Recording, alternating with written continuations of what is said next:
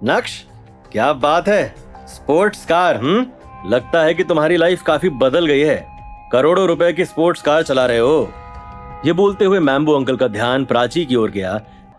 ओह, मुझे लगा कि तुम अमीर हो गए, लेकिन तुमने तो अपने लिए एक अमीर लड़की ढूंढ ली। वैसे लड़की बहुत ही खूबसूरत है। नाम क्या है? तुम्हें उसका नाम जानकर क्या करना है? ओ भाई, अपना काम करो ना। नक्श, तुम्हें मेरे सामने दिखावा करने की जरूरत नहीं है। मैं देखकर ही समझ जाता हूं कि चल क्या रहा है। दरअसल जब मैम्बो अंकल ने प्राची को देखा तो उन्होंने मन ही मन मान लिया कि ये स्पोर्ट्स कार प्राची की ही होगी, और इसी के साथ उनके गंदे दिमाग में ये ख्याल आया कि नक्श और प्राची के बीच जरूर कोई रिश्ता है। अनिका की पसंद की दाद देता हूं। तुम तो जावेरी खानदान का हीरा हो, हीरा, सुधरा हुआ और खुदरा हुआ हीरा।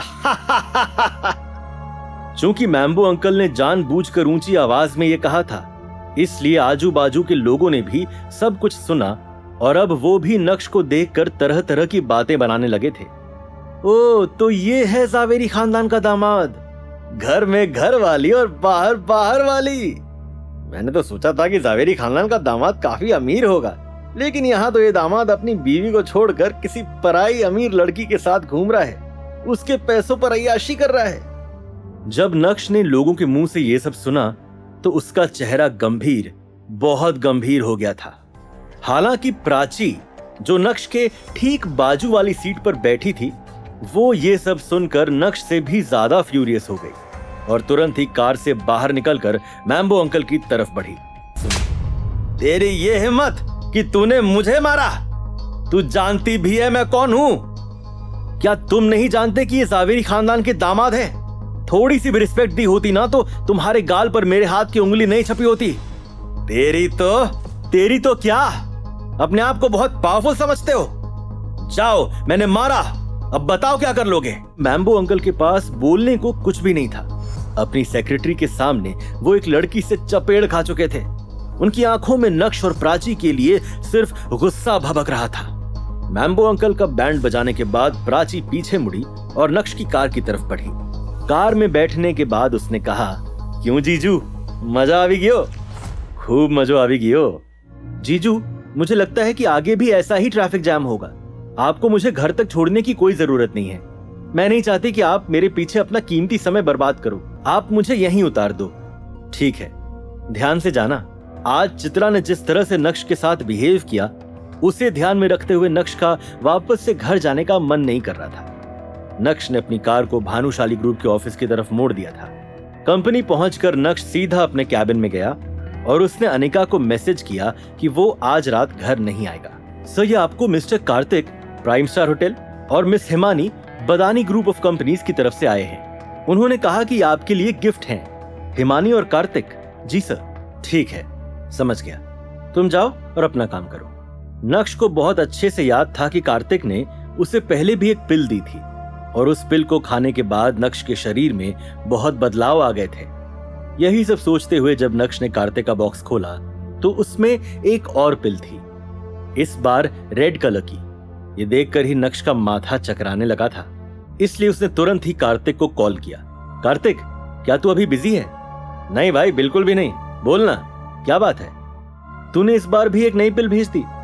ये तो बता दे कि ये पिल मेरे किस काम की है, क्या असर करेगी ये? नक्श, मैंने तुझे पहले भी एक पिल दी थी ना, लेकिन बाद में मुझे पता चला कि जिस पिल की तू अभी बात कर रहा है उसकी मेडिसिनल प्रॉपर्टीज पहली वाली पिल से भी ज्यादा अच्छी है। खा ले, ये तेरे शरीर के लिए काफी प्रॉफिटेबल है। कॉल कट करने के बाद नक्श की आंखें उस पिल पर ही गड़ी हुई थी। नक्श ने उस रेड पिल को उठाया और सीधा अपने मुंह में ले लिया। अगले ही पल अचानक से नक्श को लगने लगा जैसे उसका पूरा शरीर आग की लपटों में जल रहा है। कुछ ही सेकंड्स में नक्श की आंखें बंद हो गई और वो बेहोश हो गया। आधे घंटे बाद जब नक्श को होश आया तो, कार्तिक, इस बार तुम्हें जिसने भी वो पिल दी उसने तुम्हें बेवकूफ नहीं बनाया। शायद ये असली पिल थी। हेलो हेलो हेलो, क्या मेरी बात नक्श से हो रही है? कौन बोल रहा है? मेरा नाम जूली देसाई है। हम होटल प्राइम स्टार में पहले भी मिल चुके हैं। ओह, मिस जूली, बताइए, आपने मुझे कैसे याद किया? मैं बस ये पूछना चाहती थी कि उस दिन कल्याणी मैडम के बर्थडे पर वो एंटीक तलवार तुमने ही दी थी? हाँ, क्यों? क्या वो तलवार अभी भी तुम्हारे पास है? वो तलवार तो किसी काम की नहीं है। क्या तुम्हें उस तलवार में इंटरेस्ट है? नक्श, शायद जावेरी खानदान के लोगों को उस बारे में कुछ पता नहीं है, लेकिन इसका मतलब ये नहीं है कि सभी लोग बेवकूफ हैं।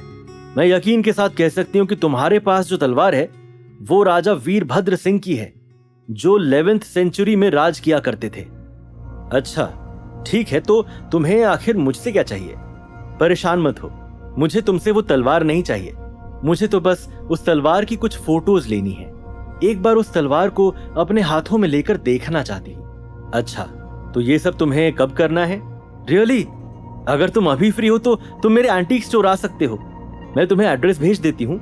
मैं तुम्हारा यही इंतजार करूंगी। कौन थी ये जूली? क्या मिस जूली और नक्श के बीच होगा कुछ ऐसा जो बदल देगा अनिका की जिंदगी? कब और कैसे शुरू होगा नक्श पर रेड पिल का असर? क्या होगी मैम्बो अंकल की अगली चाल? कैसे लेगा वो अपनी बेइज्जती का बदला? ये जानने के लिए देखिए अगला एपिसोड सिर्फ पॉकेट FM के YouTube चैनल पर, और इंस्टा एम्पायर के सारे एपिसोड सुनने के लिए डिस्क्रिप्शन में दी गई लिंक से डाउनलोड कीजिए पॉकेट FM।